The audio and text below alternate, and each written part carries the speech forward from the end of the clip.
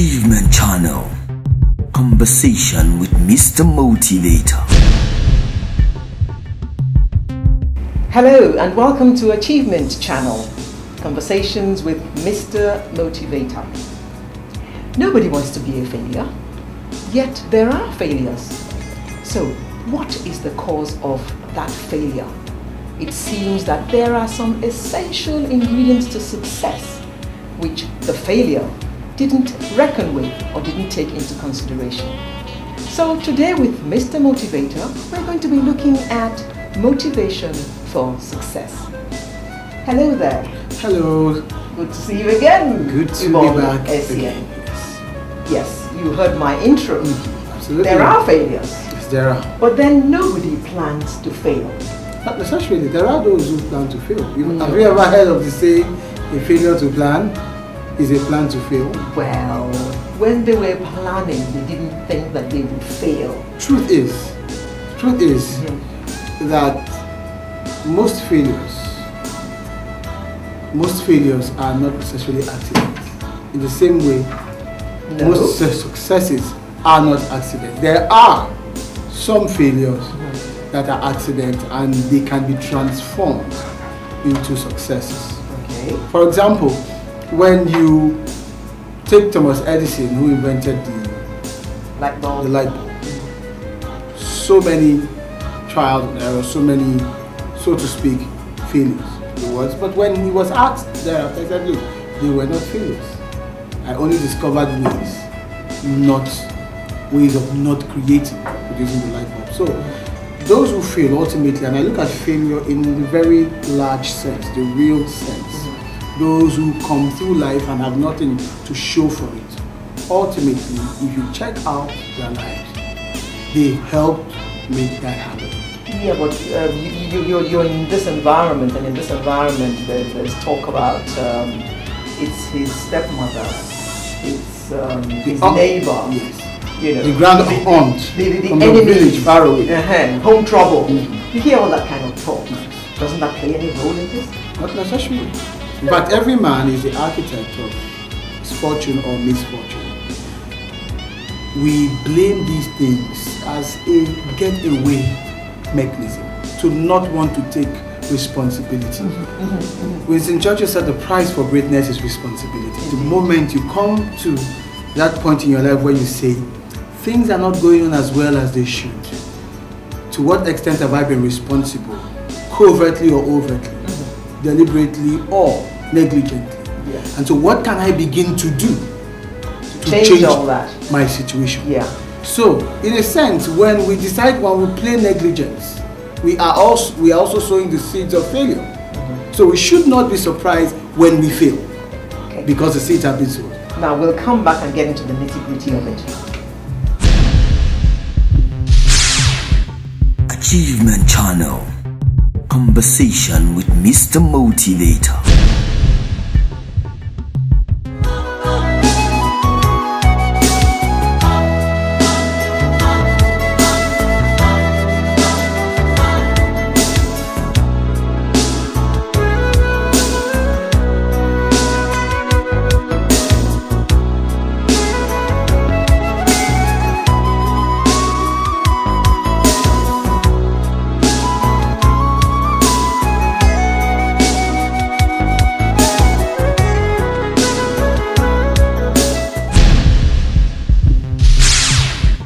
Achievement Channel. Conversation with Mr. Motivator. You're still watching Achievement Channel. Ubong, I read somewhere that one needs motivation for success, and I can't get my head around that. I mean, I want to succeed, so I'm going to do things that will make me succeed. Isn't that enough? To do things to make you succeed, there must first and foremost be a motive behind it. Okay, I want to make plenty of money. You want to make, so what's the motive? Why? Those are the things you need to begin. So I can buy me an SUV, so I can buy me a house on Mayfair. Whatever it is, those are strictly very personal. Whatever it is you want to do, whatever the reason might be or may be, they're strictly your choice. But whichever way you look at it, there will always be something driving you within. There will always be that basis that challenges you, for which you want to do what you want to do to get whatever it is that you want to get. That's just the way it works. And there has overall, to be a motivation. Absolutely. People, no matter what we accomplish in life, we are motivated to accomplish it. That's the essence of motivation. Motive That's what you mean. For action. Okay. Motive towards action. Okay. And in a very general sense, most of the ideas we share on this program are essentially to motivate people, to challenge people, to encourage people towards doing things, to realize their goals, to actualize their visions. And that's what it is all about. And there's always a starting their point. dreams, since we spoke about dreams the other time. Absolutely. And there are always, I usually look at what I call a 4-step process when it comes to motivation for success. First and foremost, in my view, I think that you have to define what that success will be for you when you get there. For example, Nigeria as a nation, we have said that by the year 2020, for us, our definition of success as a nation would be that we are amongst the top 20 most advanced or industrialized or developed, whatever yardstick we have chosen. We want to be among the top 20 in the world by the year 2020. So in order to jerk us, in order to ginger us, we need to define what is the success that we want. It's always going to be a starting point. Yeah. So if you have that for a nation, in the same vein, you have that for individuals. What do you want to achieve? Define what success would look like for you when you get there. It's always the starting point. That's why we said success must be defined. That is the first. When we come back, we'll look at what to do after we have defined our success. Achievement Channel. Conversation with Mr. Motivator.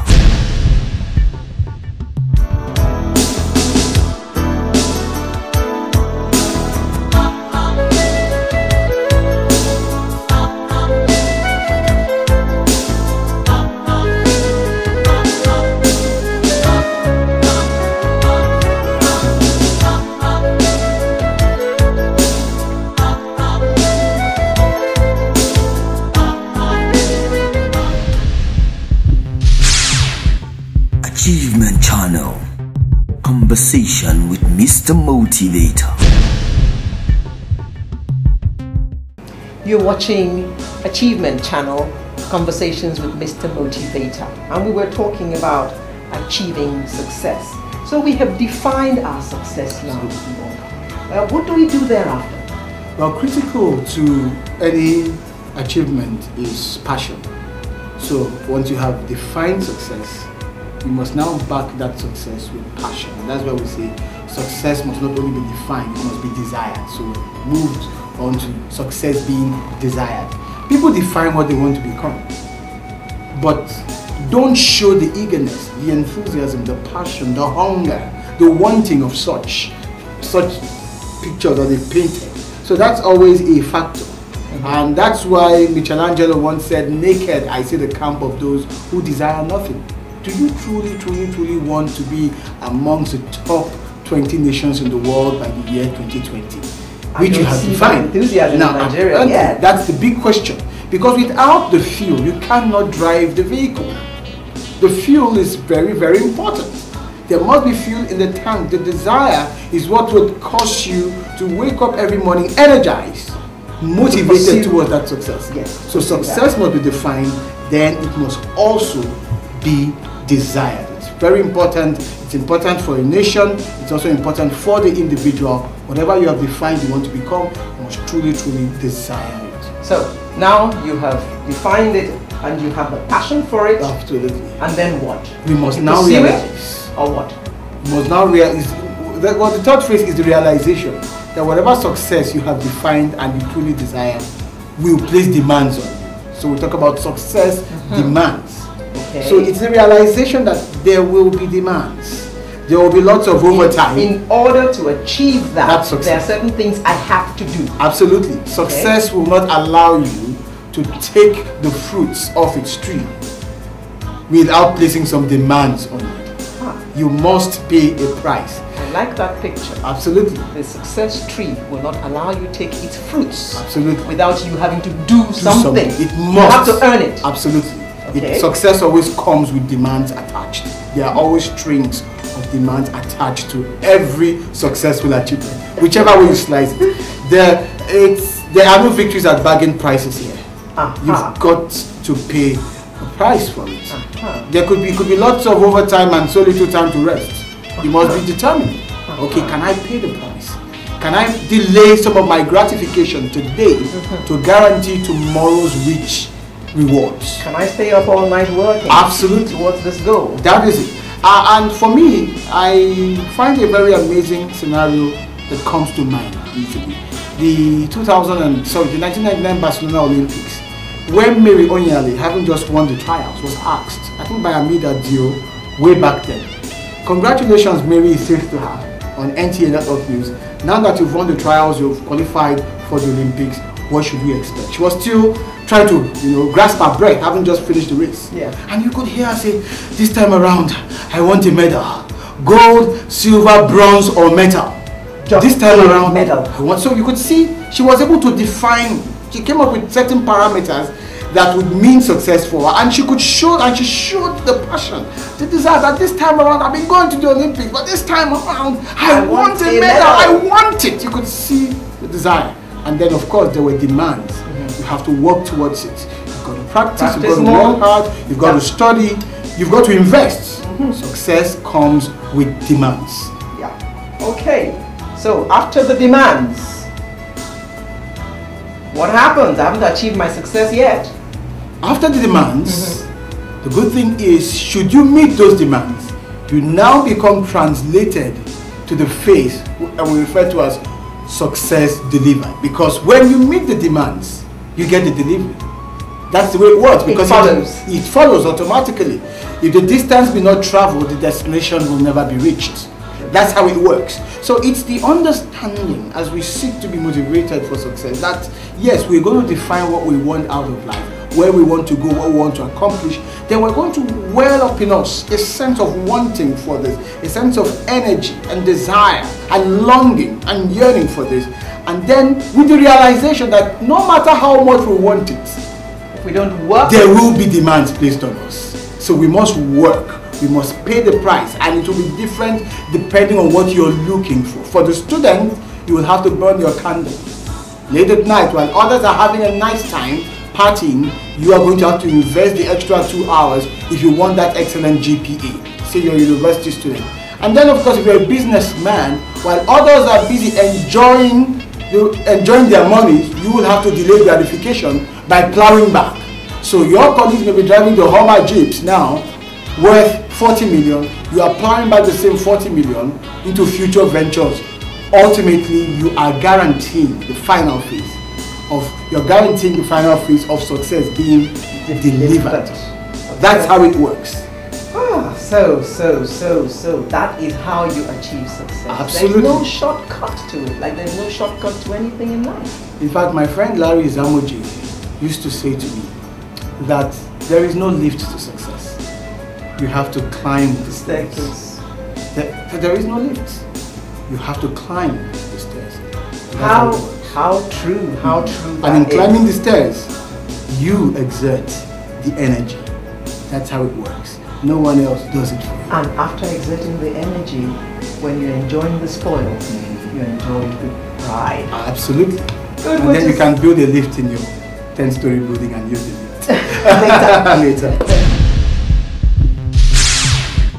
Achievement Channel. Conversation with Mr. Motivator.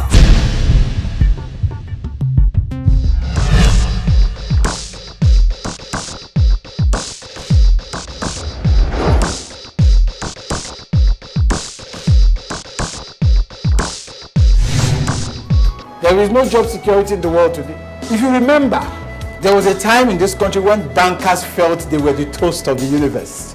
Bankers felt they owned the rest of us. When there were banks all over the place, 100 banks.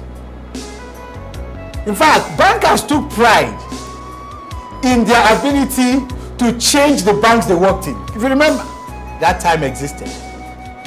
And many bankers carried on as if that was the world. As if the world would always stay the same. No one knew that a guy called Soludo would come in to first and foremost rock their world with consolidation. And even when Soludo came with consolidation, a lot of them still lived in denial.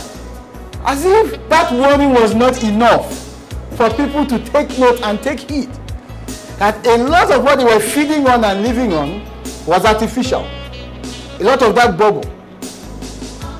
Because real sustainable wealth is substantive, is progressive.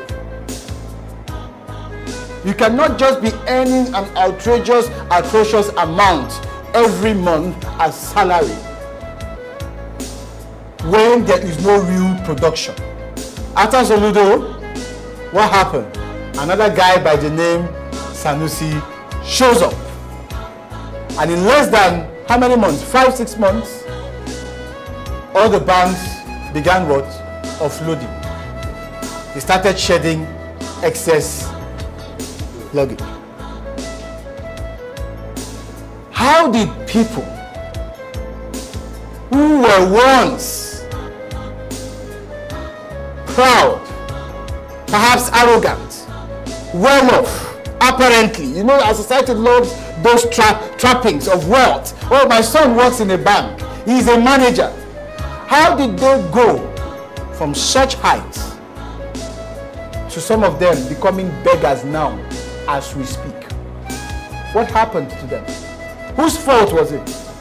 Now it's easy to blame the government. It's easy to blame the directors of these banks. It's easy to blame the system. But I do not blame the system, because every man is the architect of his fortune and misfortune. They were all responsible.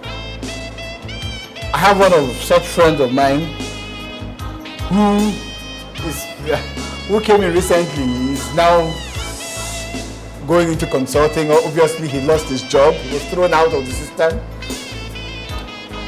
He's now setting up a training company and wants to leverage off me. Who would have imagined that that would be the case? That's life, isn't it? Now, if you understand and know that life happens, that things can go from good to bad and sometimes to worse and then go back, what should you be doing? I do not believe in circumstances, as George Bernard Shaw said. He said the only people that get on in this world are the people who get up to look for the circumstances that they want. And if they can't find it, they create it. And that has got to be the way we think. You get up and look for the kind of circumstances that you want. And when you can't find it, you create it. So let the story of the bankers be one that enriches our lives with lessons. That there is no such thing as job security. There is no such thing as that. In fact, the only security that exists is the one that you create. And you create that through your own personal development so that you stay relevant. Because in the midst of the wave that swept a lot of people out of the banks, there were still some people that could not be swept away. Why? They were valuable, extremely valuable. Management sat down and looked at it and said, if we have to empty this bank, there are 1 or 2 persons that we must never let go. Why? Because they have become indispensable. Now, can you develop yourself to the point where you become absolutely positively indispensable? Why, if the whole world has to be set aside, that exception will have to be you. That is what peak performance is about. That you so develop yourself that you become so valuable that everyone, everywhere is touting you. Is calling your name. This is the person that we want. Because remember that the same tide that sinks ships is also the same tide that does what? Lifts others. It's the same tide. What is the difference? Positioning. That's the difference. The set of yourselves. That's the difference. The orientation. That's the difference. So if you cannot read the writing on the wall in anything that you do, whether you're able to look further down the road, what are the implications? And those are the questions you should be asking. If you cannot do that, and if you do not do that, then you are setting yourself up for serious failure when things begin to fall apart.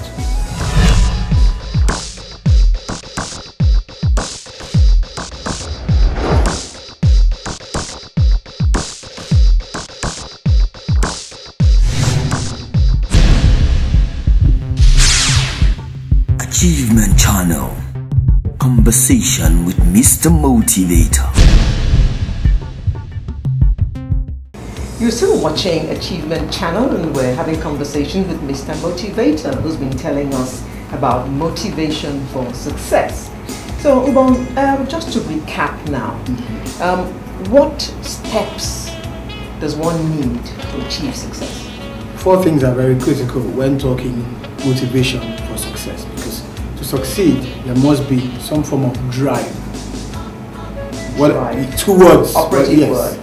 There must be some form of it, and it is subject to every individual experience. Every individual has to make that up for themselves. It's different from person to person. Having said that, 4 things are very critical, and when you're dealing with anyone who says he or she wants to succeed, you need to look out for these 4 things. Okay. You need to look out for the ability to explain clearly What they mean. What success would be for them when they eventually, or should they eventually get there. Okay. They must define it in unmistakable terms. This is what I mean. Like Mary said, I want a medal. Full stop.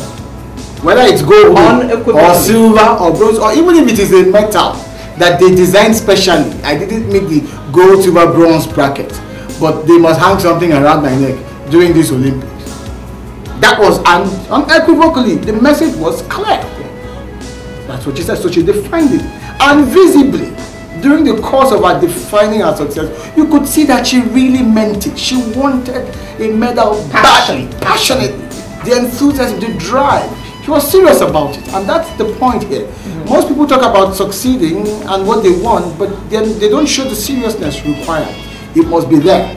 And after you have shown that desire for it, you must, as the one seeking success, understand that particular quest for success is going to come with demands attached. For an athlete like Mary could mean, of course, it meant more time to practice. Yeah. Waking up a lot earlier to do the work. Less food. Less, exactly. It's a lot of staying in sacrifice. shape. So much would have had to go into it. That's what it's about. Demands. Demands are placed on the road of anyone seeking real success. Like you said earlier, the tree of success isn't going to allow you to pluck its fruits. Absolutely. Without you working for Certainly. It will place demands. So for every attempt, you will have to exert. That should be the thinking. Yeah. Every attempt will have to exert. But let us be consoled in the fact that we can only attain in proportion to what we attempt. And then once we have done that, nature is kind. God is kind.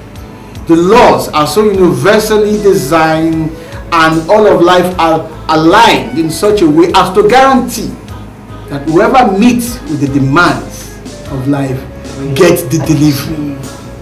Absolutely, and that is the achievement of that particular success. So you pay the price to grab the prize. That's the way it works. It doesn't require any further complications. It is as clear as that. It's as clear as it is between night and day.